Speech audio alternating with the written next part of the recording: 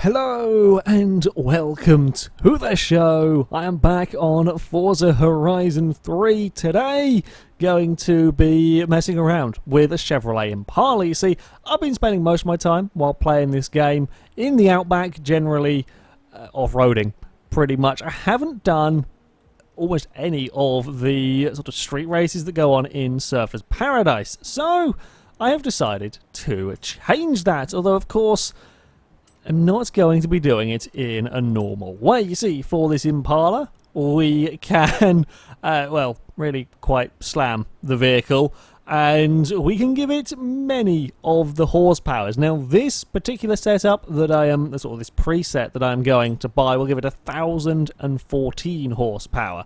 This from a supercharged V8. The thing is, I'm not going to be keeping it with that engine. It's a great engine, do not get me wrong. It is a great engine indeed.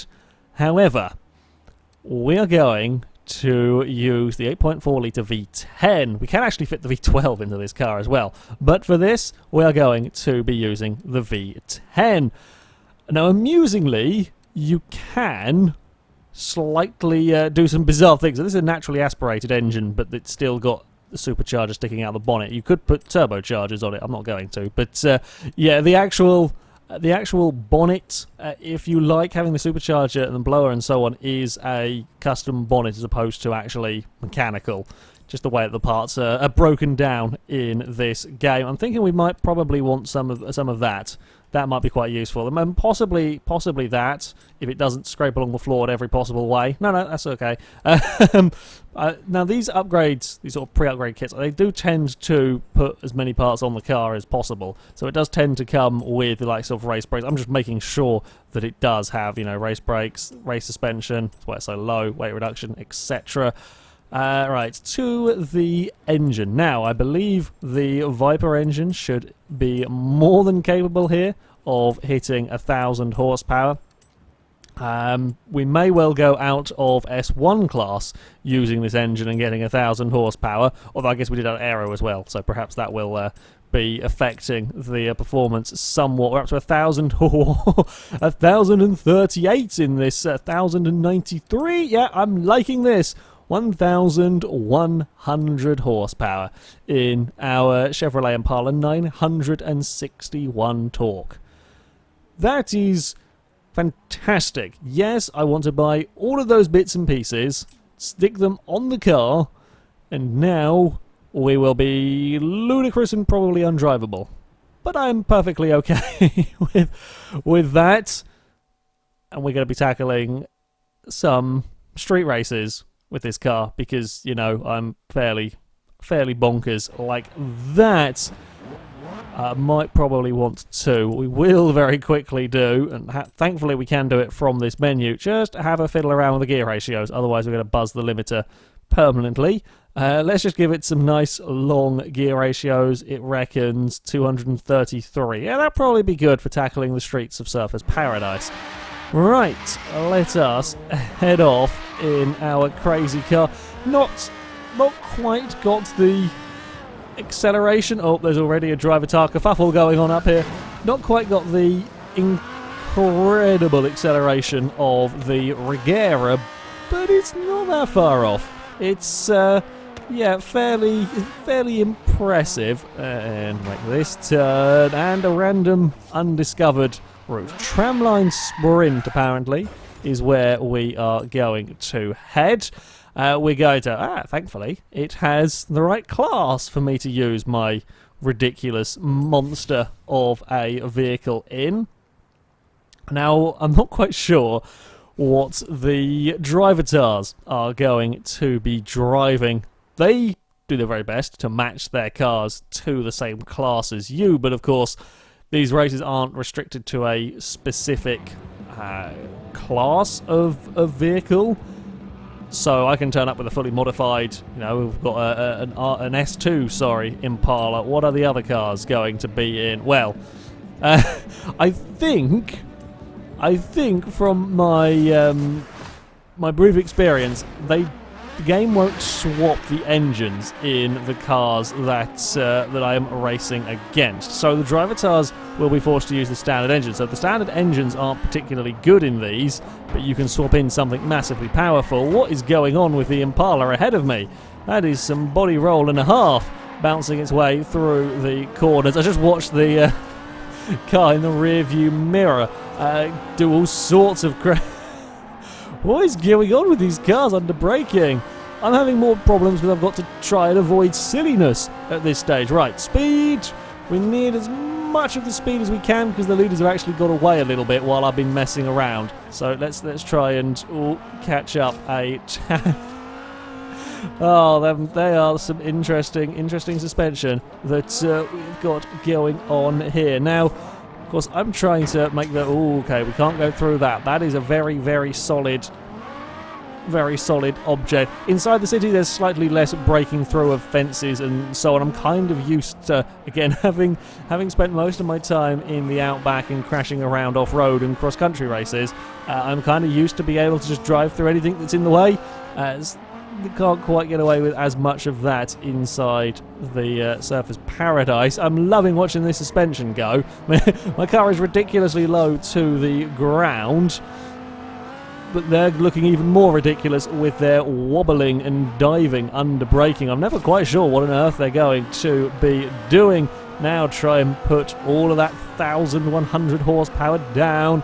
Oh god, we're weaving about a little bit frantically as I try to keep this thing under control. We might be able to get a podium in all of this. I'm not sure we're quite going to be able to catch the lead again. Stuck on that wall has cost us dearly as the sun is now... I'm not even sure if it's beginning to rise. I think it's possibly setting. I didn't pay attention to the time of day that I set off. The sun is doing stuff, basically, at this moment in time. Come on, speed! Oh, the V10 Impala, we're on our side. We've not rolled it. We've somehow fought it and got it back under control. We're going to chuck it very much sideways into here. It's not going to be enough, I don't think. We're going to have mega acceleration. Not enough time, and certainly not enough straights for me. The other Impala was fairly close behind. Well, I managed to piss away all of the class advantage I had in that one. Plymouth Fury, apparently a good choice in this race. Yeah, that's is more drivable than I was expecting. I will be honest, it could have been a lot worse. Hey, we've got to level 60. Or could we win a Gibble? Could we win a Gibble? Probably not, knowing my luck. Hey! That's not too bad. I like that prize. Lotus 211. Can't really go wrong with the Lotus 211. Right, Impala, we're going to have to find... We're going to have a race with lots and lots of straights. That I can work with. Inside the real confines of the city, of course, trying to make the most of the 1,000 horsepower is somewhat on the difficult end of the spectrum. That race, we shall go over there. I am only at the level 2 of the Surfer's Paradise Festival, which means I only have access to a few of the events. I just feel like this car just spins its way, even though it's not quite. It is very much on the edge of traction the whole way through the gears here, and now maybe we'll get it slowed and turned. It could have been worse. It could have been more oversteery and more difficult to drive, but there we go. We're going to take out something. No, okay, they're smashable, which is always helpful, and we have arrived. North City Circuit. Let's have another go with the ridiculous Impala. We will try not embarrass ourselves and get beaten by like a B-class car. It's not good. Try and not end up in the wall somewhere. Oh, I really hope the Ford starts ahead of me. Please let the F100 start ahead of me so we can watch it, because I'm pretty sure that was what was doing silly stuff in the rear view. Oh, it does. Look at them launch. Okay, they've all got a little bit blocked in behind said Ford because he's got nowhere near the speed of the rest of us. We're getting turned. I'm sorry, whoever is in the Fury up ahead. I did not have very much control over that. Someone was in the rear of my car. Still, they're doing it. Please stop doing Morse code on the rear bumper. Oh, God, now we're really sideways again. Try and find some traction. Put some power down. There we go. We are going to go on the brakes here because it's getting a little bit narrow. I actually do know this circuit. I did a couple of laps in Rivals mode around this. This is about the one circuit that I've driven up in Surfers Paradise. Okay, I need to be a little bit braver, but it is good fun watching those Bel Airs wobble around. Oh, we're going to go to the outside. Can I make the turn? Oh, but I can. I just can't accelerate away because there is a great big Bel Air in the way. I've got Bel Air keeping up as well. Oh, I want to put the power down out of there.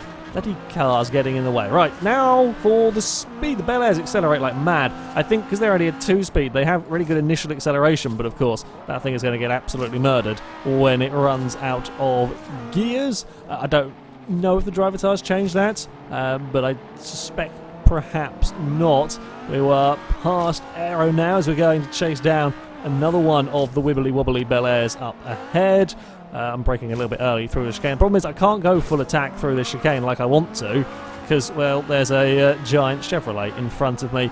We're going to have to go on the brakes a little bit early again down here because I can't fit myself through the corners quick enough to simply drive around the outside of the Bel Air. I don't have a huge amount of grip in this, although I've got to be better off than the wibbly wobbly boat going on. There we go. Chevrolet is far enough away from us that I can get on the power nice and soon, although it really does pull.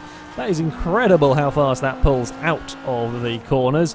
But we're going to have the much higher top end, much more power in this, I would imagine, than the cars we are up against. Although having said that, I can still throw it away by running wide. Get that power down without spinning the wheels would be helpful. We're going to end up in a tree. No, it's fine. We recovered that one. Lamppost can get out of the way though. More trees. Thankfully, destructible trees. Really helpful when the little tree. In fact, most of the trackside obstacles are destructible. There are a few that you can hit that will cause issues, but on the most part, pretty good at not slowing down your progress too much. I mean, you don't want to be doing it. It will still slow your car down if you hit them, but there we go. Lots of sliding out of the final corner with the Impala as we run towards the finish line. That's more like it. I will take a victory with this crazy mobile. Yeah, so the Bel Airs are up in A class. The other Impalas aren't doing quite so well around this track. FailRace, I guess, are the closest PI term. They're doing half decent lap times actually from these driver tires. I don't know how much XP we're going to get. Right, next race we will level up. Fantastic, and we can get another wheel spin. I do love the wheel spins. It is good fun with the random prizes going on. Not quite as big a sort of monetary value for the prizes as we got in Forza 6, but still plenty of interesting stuffs. Unfortunately, that's the last of the events that I have unlocked in Surfers Paradise, so we shall head down there to compete in that one. Yeah, unfortunately I don't have as many. I thought there were actually more races for me to do out here. There's various of the sort of dare activities around the place, mostly probably speed zones. This thing, there are trams. I wondered if there were. I've seen a tram now. Yes, there are indeed trams around Surfers Paradise. Something else to try and avoid when racing. Okay, we will slightly take out one of the posts and parked. 3-bridge circuit. Don't know much about this one. Apparently it only wants to do us 2 laps around here. Hopefully we don't get caught up in traffic. That would be quite bad. I'm going to go with quite bad indeed if we get stuck up in traffic when we don't have this many laps to make progress. I think the order that the cars line up here might be the starting order, so we'll see. If that Ford pickup is ahead of us, then yeah, I'm pretty sure that is the order the cars were lined up in for that intro bit. So we're again going to get to watch the wibbly Ford pickup truck try and slow down for a corner. Oh, bugger me, that's a checkpoint that we missed. I didn't realise quite. Can we actually get the checkpoint? I don't know if that got us through it. No, right. Okay, that's a really bad place to end up missing a checkpoint. We can't go to the inside. For some reason I thought that there would be space on the inside for us to sneak through. Twas not indeed. Okay, again, the mayhem of the start. Everything basically just gets stacked up behind the pickup, although it does get going quite nicely. We're going to get through there. We're going to give the Coupe a little bit of a hurry up. Well, the Coupe is going very, very slowly in these braking zones, so we're going to get past. Now we can watch the Ford wibble and roll its way through a corner, though probably not for long. That looks terrifying to drive. It really does. Bye-bye, everyone, down this back straight. We're up to 180 miles an hour. Not bad going. Not bad going for an Impala. Although, again, having driven that Regera, nothing feels particularly quick anymore. Nothing apart from, you know, the world's very, very fastest of vehicles, and even most of them struggle to keep up with that Regera. This is, yeah, it's quick. Certainly quick, but not quite Coenseg. Fast. And we don't have composure, really, at all going on. It is more than happy to be sideways absolutely everywhere.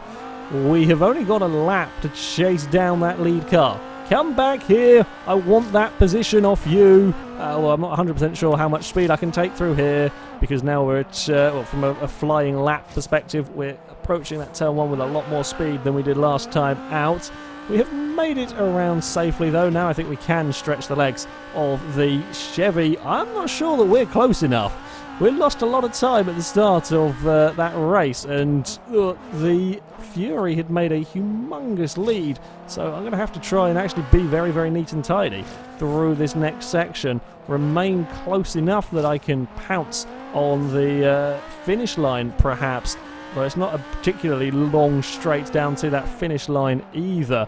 So this is a little bit tougher than I was expecting, considering the, you know, class advantage that I have going on here. These Furies are really not slow vehicles. I'm not going to be able to catch it, I don't think. We're using all of the road and all of the power. I can't do it. That is too far ahead. We were closing. We were closing towards the end of that race, but not enough. I mean, yeah, fastest lap-wise, we are very, very quick. Well, that was too big of a lead. We're going to have a restart. It was only 2 laps. It's a very, very short race for, well, what was it, 58 seconds a lap. It's a very short distance-wise. Let's see if we can do better. Oh, there goes a Bel Air. I could do without this lock come. Yeah, they can't afford to get stuck up behind all of these cars in this.